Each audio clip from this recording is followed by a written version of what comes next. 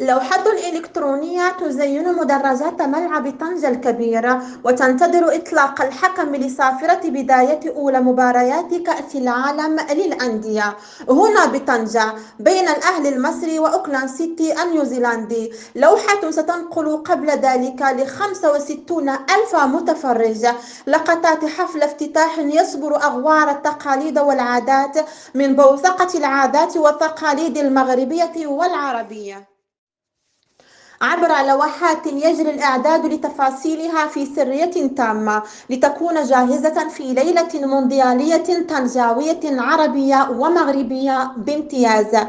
في هذه الرقعة من الملعب الذي ستنطلق في سمائه عشرات الشروب الاصطناعية خلال أمسية الافتتاح ستنقلها قنوات عالمية نحو استكشاف تنوع ثقافي تنفرد به المملكة المغربية لسمو الإبداع الحقيقي وببسمة رياضية لمشاهدة استثنائية.